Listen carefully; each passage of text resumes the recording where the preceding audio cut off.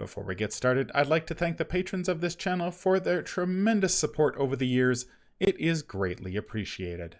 Welcome back to the channel, everyone. We are going to wrap up our look at the Seeker cards in the Feast of Hemlock Vale Investigator expansion.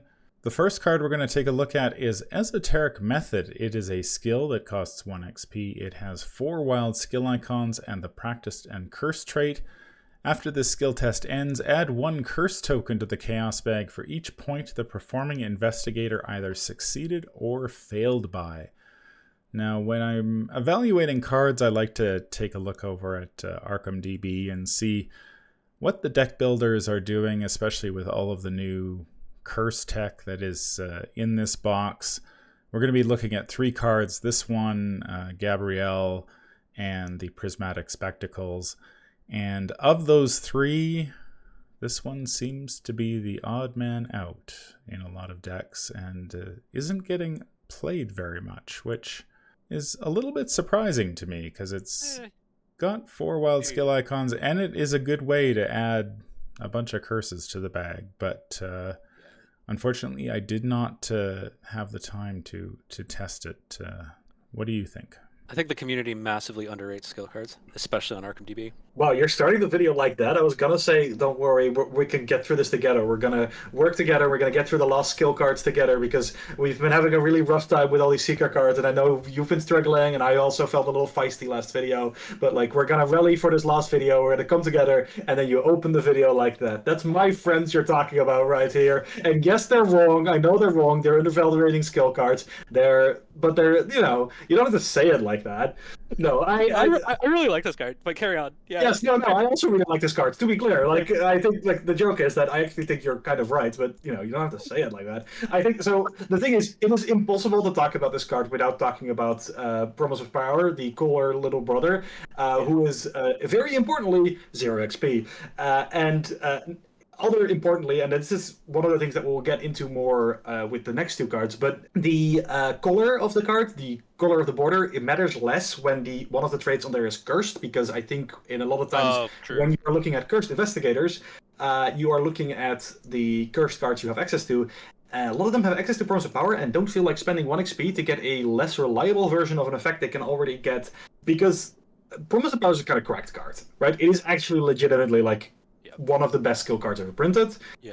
Esoteric Method is weird in that you don't quite know how much it's going to cost you, and in that sense, it also feels a little weird for a Seeker card to do that. Honestly, this feels more like a rogue card to me than a Seeker card because it like can be very swingy and you're kind of gambling, which feels way more roguey.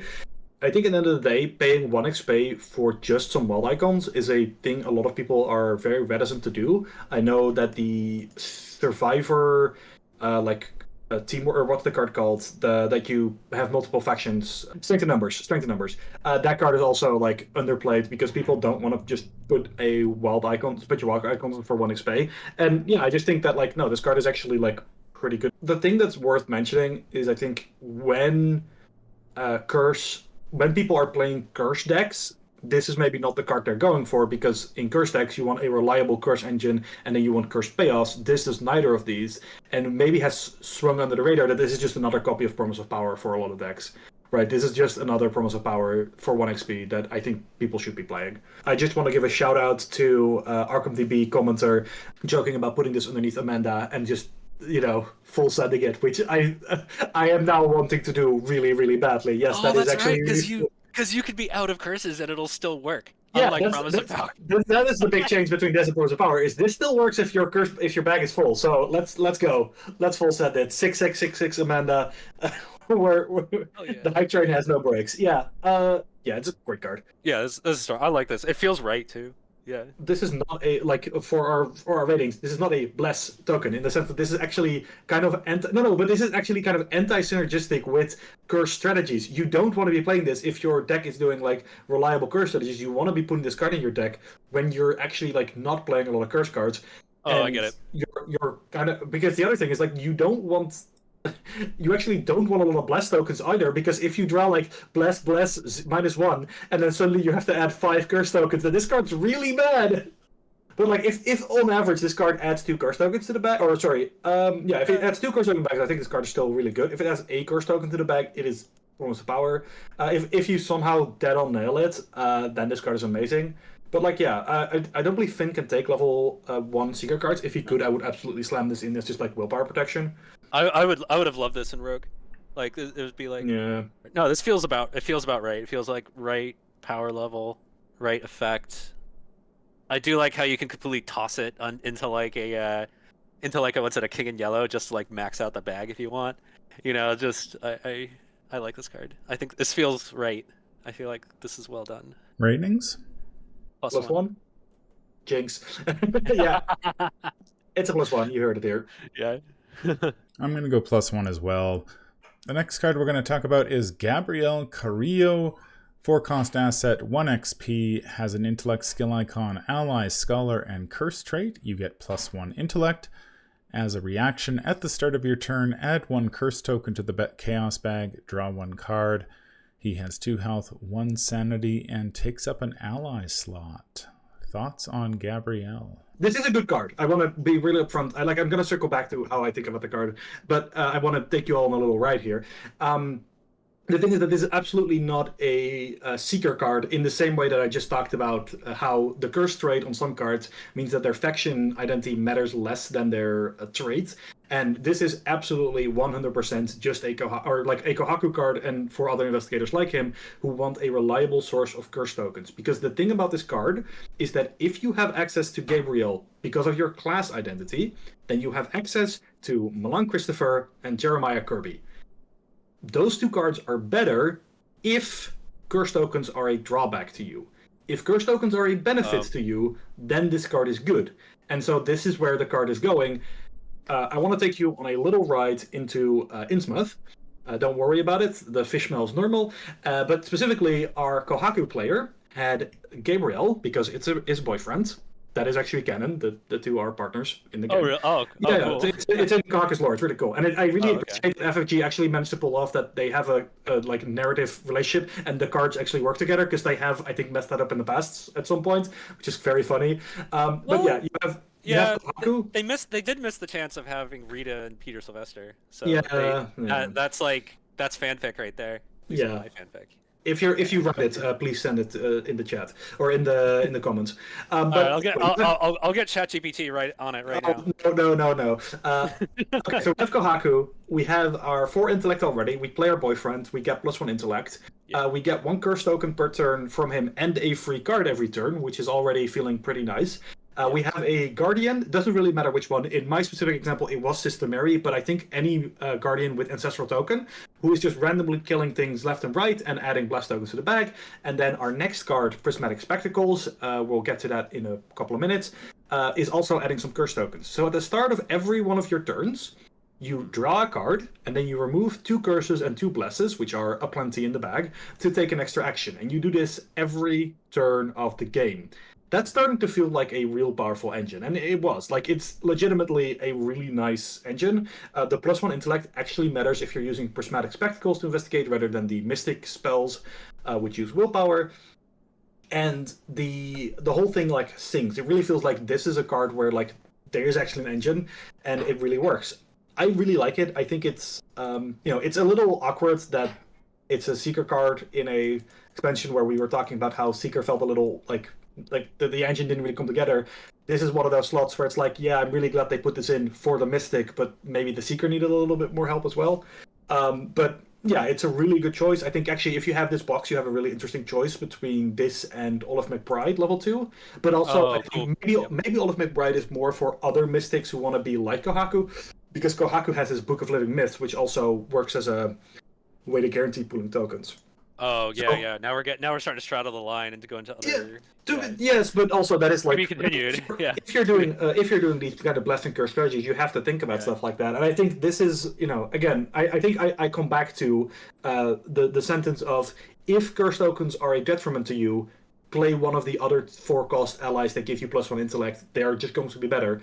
If curse tokens are a benefit to you or your team, and that's the other thing to keep in mind, curse and bless work across a team. So even if you're not doing a lot with curse, maybe your teammates are, then this card becomes pretty wild. Like, if curse tokens are giving you extra actions, getting to add a curse token and draw a card for free every round is really nice. But I like how it's like, it's not, doesn't feel like power creep. It just feels like it's expanding the power in a different direction. Yeah, one thing I would add on to what you're saying there, Veronica, which makes like perfect sense, and how this is actually, especially now that it's like canonically a Kohaku card, is that you could argue that Milan and Jeremiah are not 0 XP allies. They're actually like 2 or 3 XP allies, and so that makes Gabriel like fit power wise. You know, if you're not using curses for your own benefit. Basically, Milan's busted. What about you, Cameron? Have you got a chance to try Gabriel? Oh, it's a No, secret. I was playing around with. I was trying to build a parallel Rex deck to test out some of the curse tech, and just ran out of time to actually test it. Hey everyone, Manfromleng from the future. I just wanted to jump in here and say that since this review is recorded, I have had a chance to test Gabriel and the next card we're going to talk about, the Prismatic Spectacles. Unfortunately, I tested them in a parallel Rex deck. I say unfortunately because I think Gabriel and Prismatic Spectacles are the right idea, but just the wrong type of deck. Parallel Rex can add 2 curse tokens to the bag to trigger effects on cards that would normally drop clues, like Dr. William T. Mallison and Quick Study. So I found very quickly that I had very little problems filling the bag. I think I had filled the bag by turn 3 or 4. The biggest problem I had was not filling the bag, but getting those curse tokens out of the bag once they were in there. And that did affect my outlook on the Prismatic Spectacles somewhat, largely because you do need to add a token to the bag in order to trigger it, which became somewhat difficult when all the tokens are in the bag. And then when I did have the ability to add tokens, I wasn't drawing the tokens as frequently as I wanted to, so I wasn't able to get that extra clue. That didn't feel great. I do talk about this a little bit in the review for Prismatic Spectacles that will be coming up here shortly. So all in all, I think my ratings for Gabriel and the Prismatic Spectacles are going to remain about the same. I think in the right deck, Gabriel is going to be a huge benefit. The ability to get a curse token, a card, and extra intellect is always nice, plus his 2 health. Prismatic Spectacles, I'm a little bit lower on than I thought I would be, but I'm willing to stand with my rating for now and give it a test in a couple other decks. But as I found occasionally with the Curse and Bless decks, is that even though there are, say, 10 Bless or 10 Curse tokens in the bag, it can be surprisingly difficult to actually draw one of them when you want them without the help of something like Favor of the Sun or Favor of the Moon, which unfortunately during my testing I did not have on the table, which made drawing those tokens more challenging than I would like. So let's get back to the review. The fact that this guy is giving you +1 intellect, a card, and a curse token, Yeah. I mean, you can't really complain about that in any stretch. You know, he's got 2 health, which in somebody like Parallel Rex is also good because Rex has lower health than Sanity, so that's nice. You know, there's just a lot of upside to this guy and very little downside. I mean, you can say the curse token's a downside, but if you're playing this guy, you're doing something with the curse tokens. You're just not dumping them into the bag just because, you know, you've got some other engine going on that is going to be using those tokens for your benefit. So having a way of guaranteeing that you're getting a token around is good. So the engine that we're talking about here, it doesn't even have to be very elaborate. Like, just the Seeker Covenant is enough. Because then you just go, okay, it's a permanent, doesn't even take up space in your deck, and then it's like, oh, if you ever draw any of those curses that Gabriel gives you, it's like, yay, they're +1s now. the thing is that I disagree with that take. I think the answer to that one is you take the Rogue Covenant. If you ever draw any of the curses you take, yeah, it I'm removes just saying the like back. within Seeker, yeah. But No, the problem- Rogue is way better. The the Rogue pro- one's the way better problem because is- it goes away. Yeah. Yeah, the problem is if you do the Secret Covenant, the curse token doesn't go away. You will have to face them true. eventually. That's true. I think Yeah. what you need for this card is some way to benefit from the curse tokens, or I don't know, like yeah, if you have the thing actually, I'm glad you brought this up. Is like if your logic is like, oh, I'll just take this and then I'll just take False Covenant, which is the rogue one, to get rid of him. Just play Deep Knowledge. It's 0 cost, draw 3 cards, divide it on your team, take 2 curse tokens. Or That's better. play both. Or False. No, but that's the thing, right? Like I think again, like yes, if you really want to, you can. But I think the reality is, if you're trying to deal with the curses like they're a cost, then the value on this card goes down very quickly. Like if this starts failing you tests, then it's pretty bad. But also, if you're using the card that you're drawing to pass more tests, then suddenly this becomes way more appealing. So there's this interesting tension, and I don't think I agree with the idea that like all you need for this to be good is like a covenant, because I don't quite think that quite makes the cut. But in general, I do agree with like it's not a lot. You don't need a lot for this card to be good, and it did feel really cool to see this Kohaku deck build up this engine, and like it felt pretty like unreliable in the early game, but then in the late game was just crushing everything, which I actually kind of like. Like I don't mind decks being very powerful at one point in the scenario if it means that they are very weak at a different point in the scenario. Like early on in our Innsmouth campaign, we really had to carry Kohaku at certain points because he just wasn't doing anything. But then once he got Gabriel down, once he got the Book of Living Mist down, once he gets the Prismatic Spectacles down, then suddenly he was pulling all the clues, and then we were trying to keep up with him. So there was this very interesting give or take, and I haven't tried it in other Mystics yet, but I'm interested to try it. I know that Parallel Jim has cursed access, and I'm honestly kind of intrigued in trying this in Parallel Wendy, because she also gets cursed access, and she has 3 intellect by default, doesn't she? So that's also, Ratings. I'm glad he's 1 XP. Yeah, agreed. Yeah. If he wasn't 1 XP, I think I would be much more on the like, no, he's too powerful. But yeah, no, at 1 XP, he's like perfectly. I really would like to give him a +1, but I think the correct answer is just Blast Token. Like, if you're in a curse strategy, you want this. If you're not in a curse strategy, I don't think you want this. I think, like, even with just like Investigator starter decks and like a revised core set, you have other allies that can give you card draw. You have other allies that can give you intellect boost. You don't want this unless you're doing curse. So I'm just giving it a Blast Token. I'm gonna go with +1 because I'm thinking about it a little differently. I'm thinking like the card draw you get kind of mitigates the curses by giving you more ways to pass tests, and I'm like, it's only 1 around. So if you just put in Gabriel, and if you think like I do and that Milan Christopher is overpowered, then he feels about right. I'll say +1. I think it's like generally useful. Yeah, he's got health. Yeah, he's got health, and Seekers use health. Let's see. Yeah, it gives you a stat boost, and it gives you a card. And you got a drawback, but you can like turn it around. It doesn't take too much to turn around that drawback, I think. So yeah, I'm gonna give him a +1. I think I'm gonna give him an Elder Sign in the curse deck. In the curse deck. Yeah, in the curse deck. Okay. He probably goes down a little bit if you're not playing curse or you're not committing to it. But I think within the context of the curse deck, then this guy is going to be a very common feature going forward. Especially if you need the intellect. Card draw is always nice. The curse around is nice. Not too much to complain about. The next card is Prismatic Spectacles. It's a 2-cost asset that costs 2 XP, intellect, skill icon, item, relic, and curse trait. As an action, add 1 curse token to the chaos bag. Investigate, you get +2 skill value for this investigation. If a curse token is revealed during this investigation, you may exhaust Prismatic Spectacles to discover 1 additional clue at your location, and it takes up an accessory slot.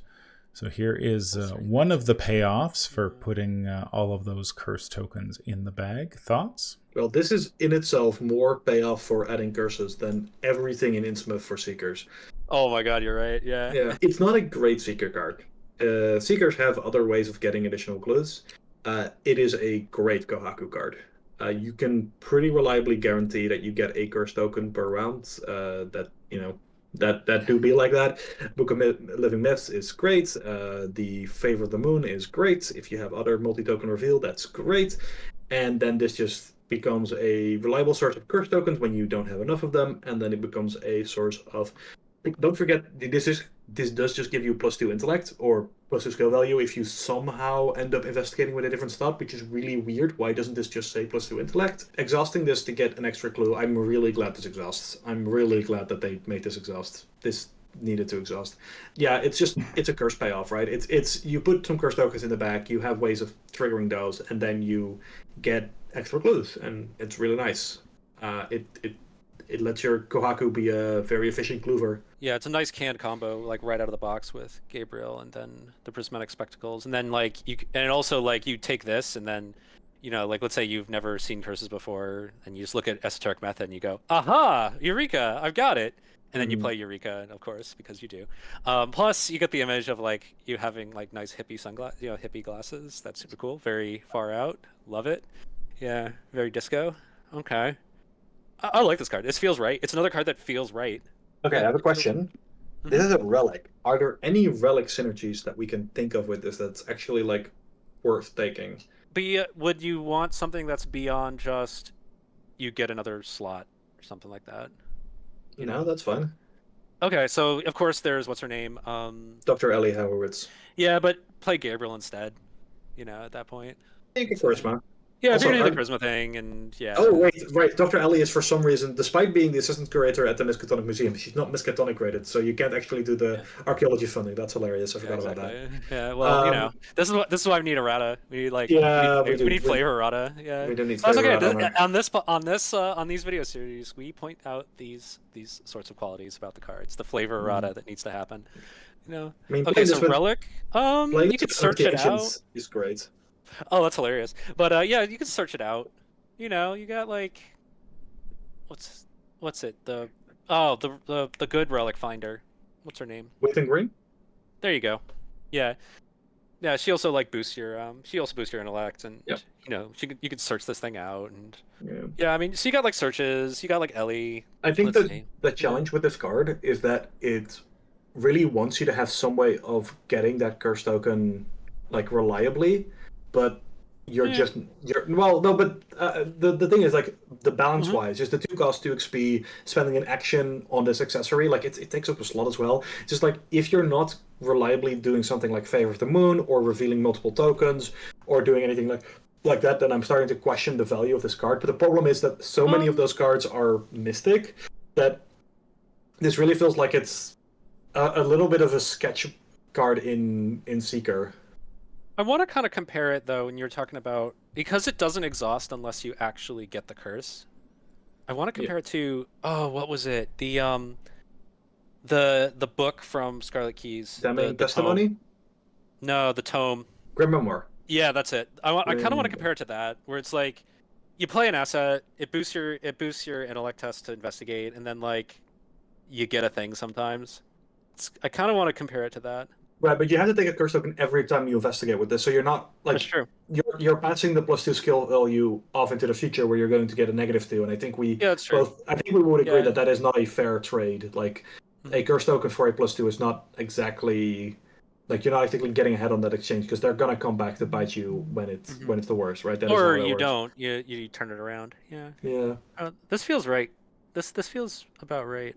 For I think the use case for this card is pretty narrow. That's my feeling. It's like it's pretty narrow. You need to really want this, but in those situations, it is really nice. And I think that this card does more for Seekers being a curse faction than anything in Innsmouth ever did. I agree. Yeah, as a curse faction, I really like it there because also great Blasphemous Covenant effect. What's like the Blasphemous Covenant works really well with this as well. Keep those curses in the bag. Make sure that you don't pull them on the wrong on the wrong tests. It's Yeah, I like this thing because there's another bit about it that I like is that so you don't exactly have to like fire it. It doesn't have to fire every time. Like every time you pull in order to like be good, because let's say you're playing multiplayer and you investigate twice in a turn and you end up with 3 clues. You got value. Like that's pretty good. Yeah, if you see it as 2 actions and you end up with 3 clues, like that's pretty good. Yeah, it's like I like this thing. It's inexpensive. Yeah, It takes up a absolutely. slot that's not a hand slot as well. That is true, but I would argue that Yep. it takes up a more restricted slot, like a more valuable slot. I guess Really? maybe in Seeker not as much, but in Mystic Yeah. certainly. Kohaku was routinely just investigating three Oh times with yeah. this and only pulling a curse one of the three, and that was still like didn't feel like a bad thing. But also we were playing like a very all-in bless and curse build, so like I didn't want to go assume that every single time this card hits the table it will be in that kind of situation. I think sometimes you do need to stop the curses from just ruining your team.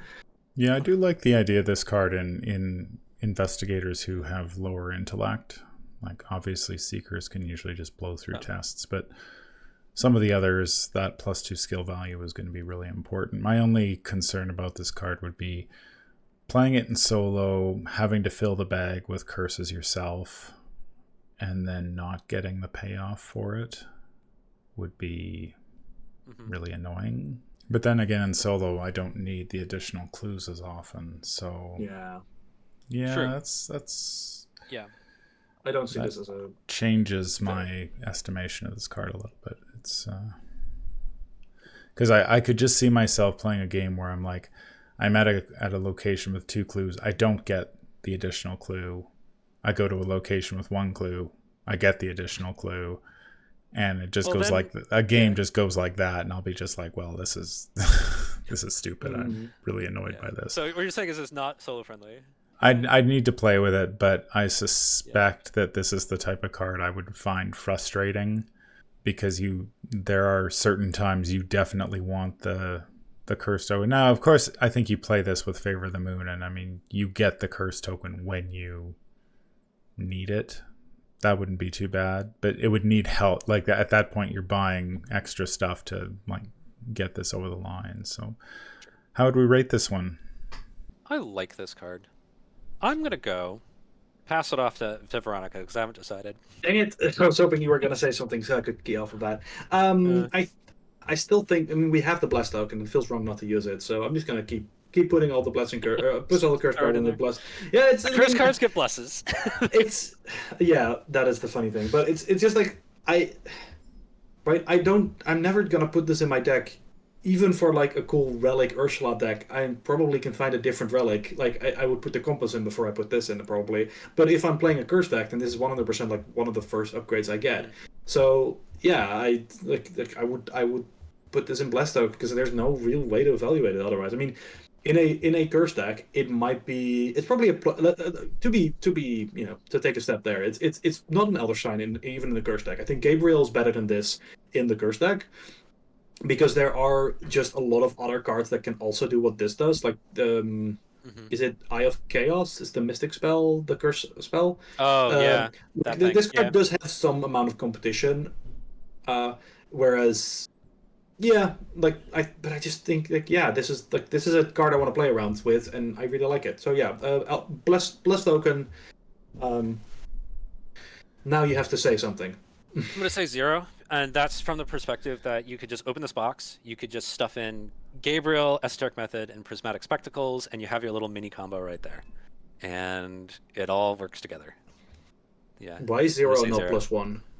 Fine, I'll do +1. I don't know. Thank you. Yeah. Look at that. We're coming together. I'll say +1. Fine. Why +1 and not out of fill? No, I'll stop. Cameron? Well, I gave Gabriel an Elder Sign, so I'm going to give this one a +1 with the proviso that it might actually end up as a 0 or less in a solo deck. That I would need to play with. Like, it seems good on paper, but I can also see those times where I'd be very frustrated by this card, and I mean, I've played a bunch of different Bless and Curse decks in solo, and they always just seem like a step slower than just playing a regular deck. Now, maybe this box has fixed that, and there are enough new ways of adding tokens to the bag that you can fill the bag up quickly enough that these types of cards come online a lot sooner.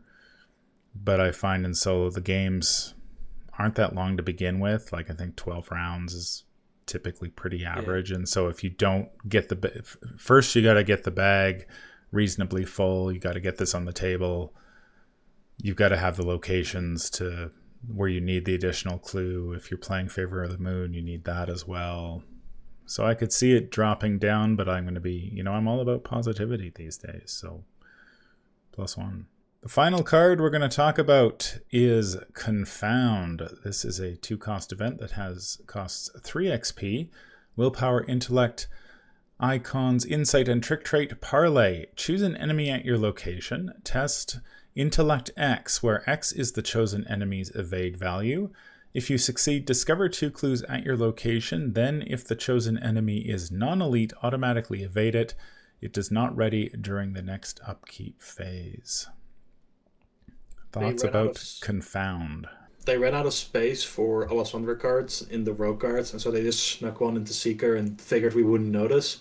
Yeah, this is a Rogue card. It's not even a Rogue card, it's literally just an Alessandra card. I mean, it probably finds a home in a couple of other places, but yeah, I think the only reason it says it's Seeker is because it says discover 2 clues, and we wouldn't want that in anybody else now, would we? It's the kind of card that makes me like sigh audibly and then go, yeah, it's a good card. It is a trick. I believe Rita can take this. I don't know if you... I mean, it's another one of those memes. Any card that says trick on it. No, I mean, listen, if you're Rita, you're number one, especially if you're solo Rita, like, getting clues is a genuine concern. And if Survivor's good at anything, it's like boosting random stats sometimes. And so, like, the intellect test is not even that hard, probably. I love the freezing effect. I wish they, like, make it a thing. Like, you can exhaust an enemy and then it doesn't ready. I wish they just made that, like, a more prevalent mechanic in the game. Yeah, keyword. Also, I am still on my make freezing variant of acidic, or the strange solution. Do that, come on, cowards. You taboo it to make it not ready, but that's getting entirely off topic of what this card is, which is just, it says parlay because that's what the thing in the box says. It does a thing, and then it's just like such a generic pile of value that I'm struggling to actually articulate like any meaningful thing. Because yes, this card is good. Obviously, it's good. It's giving you a lot of value for 3 XP. 3 XP is a lot. I would probably. I'm just wondering, like, is there any like inside combos, or is there anything I can squeeze out of this card that isn't just get 2 clues, evade an enemy for 2 turns? Like, use it with Transmogrify to get another clue. Yeah, but there's not that many locations that have that many clues on them. That's like the thing. The funny thing is that I say it's an Alessandra card, and I'm like not convinced that Alessandra actually needs it, because Alessandra can already get clues like nobody's business. Alessandra is this box's Daryl, in case you hadn't picked up on that yet. Yeah.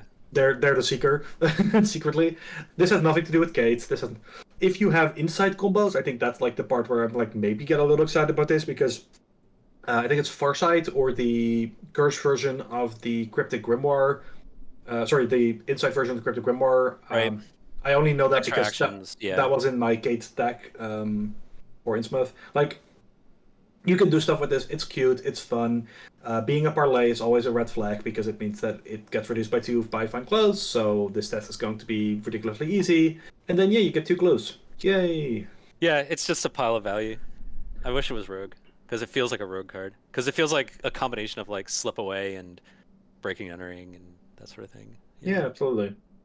I mean, I would not, honestly, if you told me that this card was in Rogue for most of the development and then they slipped it to Seeker because they had some reason to, I wouldn't even blink. I'd be like, yeah, no, that sounds about right. Plus, you're literally telling a lie. Like, that's a Rogue thing to do. To be fair, like, other people can also lie. I mean, survivors can't. Survivors are canonically incapable of lying, but everybody else is probably fine. So, as usual, my advice is take your green highlighter, scribble around the border, card gets better. But you don't have to. You can just play this in Alessandra. That's the beautiful thing. Like, you don't have to take this. Just play Alessandra. I am, ideologically opposed to playing secret cards in Alessandra. Even though I love Alessandra, so like I can't play this in Alessandra, which is sad. Because it feels like a capstone for her. Yeah. Although her capstone is actually, what's it called? Grift. Or no, the snitch. Yes. Snitch, yeah, like 4 clues. The only thing I'd add is that, besides fine clothes, enemies tend to have lower evade values and fight values to begin with. So this test is going to be pretty reasonable, even for like low intellect seekers. And I mean, like, intellect 3 seekers sort of thing. So I don't know if I'd play this in solo, because discovering 2 clues is usually It's not actually required a lot of the worse in time. solo. So It's actually worse in solo than you think. Do you know everybody's favorite 4-letter word in Arkham rules? Then. It's not as if, because that's 2 words, but then. So, importantly, if you do not discover 2 clues at your location, you do not evade the enemy. So this card is actually quite bad in solo, where there might not be 2 clues for you to discover, and thus you cannot evade the enemy. That's what makes it a secret card and not a rogue card, because they swap the claw. They swap the claws. how would we rate this one? Can I just not? Is that an option? Can I just accept? I'll put it at 0. Here, I'll put it at 0. I actually think that like 3 XP is a lot to pay for this effect. It's not like overpriced necessarily, but compared to what you can get for that amount of XP in Seeker, it might be struggling for attention a bit. I definitely know that this wasn't on the short list of a lot of decks that I've seen, so I'll put it at 0. Yeah. So like, if this was a rogue card, it would be +1, because like the amount of value you get, you know, and rogues is the action compression faction. Like, it feels like a rogue card, and it feels like a +1 in a rogue card, but it's a secret card, so it's just I don't want to read it. Fine, I'll just go with you. Whatever you say, Veronica. Whatever Veronica says, I'll say 0. There we go. Zeroing. Yeah, because I don't even want to rate this. I just want to like, this is get your green highlighter out, you know, and then it's a +1. Yeah, because rogues would love this. I am going to put this at, I think, Elder Thing in solo. Oh, and solo, got it. I haven't played Alessandra yet, but I'll take your word for it that it is good in her. I mean, it's got the word parlay on it, so I assume that it's going to be at least reasonable in her. But rarely do you need to discover 2 clues in solo, and the fact that if you don't discover the clues, you don't evade the enemy is a is a real killjoy for this one. That would be bad. So yeah, Elder Thing, it's better. It's better in other investigators. And if we're talking about solo, then this is not not a high pick Alessandra card, because she already has Beguile, her signature, to pick up clues at like high shot locations. So this we could have a long discussion about Alessandra and how good Beguile is. I could give this an auto fail in solo, to be honest, because I'm not. It's very unlikely I'm spending 3 XP for something like this. We could have a video on Alessandra and how good Beguile is, which would be very interesting to have me on that, because I actually have played an entire campaign with somebody who treated Beguile like a wild icon. And that was still, Alessandra was basically soloing an entire campaign without really using Beguile. So yeah, Beguile's like, in my opinion, the best part. That's so strong. But anyways, carry on. The fact that it works both ways is yeah. Yeah. We should do that. Would be fun. The Alessandra video. Yeah. Yeah. I haven't actually gotten to play her yet. I keep sitting next to the person playing Alessandra and going, God, that looks so cool. I wish I was doing that. That's going to do it for our look at the Seeker cards in the Feast of Hemlock Vale Investigator expansion. Let us know in the comments down below what you think. Any final thoughts on the Seekers? It's that was a ride, wasn't it? It was a ride. It also just feels like, I don't know, this box. I think I like some of the parts of this box. The Seeker part is not necessarily my favorite. Yeah, mostly, I agree. We talked about a bunch of the XP cards before, because they're just upgrades to, well, the Myconid is obviously, you know, a thing. And then we talked about the upgraded microscope. But like a lot of the XP cards in this box feel like they either are supporting an archetype that isn't quite there yet, or are for other archetypes or other investigators in the box rather than the Seeker. And honestly, it makes me feel a little bad about Gate. I mean, I know we did quite a bit of talking about how Wilson got very little support of this box. I don't think Gate was actually doing that much better. It's just that she already has such a solid pool of cards to pull from. She feels it less. Like, you can build a good Gate deck using Magnifying Glass. Wilson doesn't get that luxury. In that sense, this box has underdelivered on the tool and science stuff. I think in other ways it has delivered on target. So, like, you know, I'm very happy with where the Bless and Curse stuff ended. So yeah, it's a bit of a weird box. It's definitely not a box I would recommend to new players.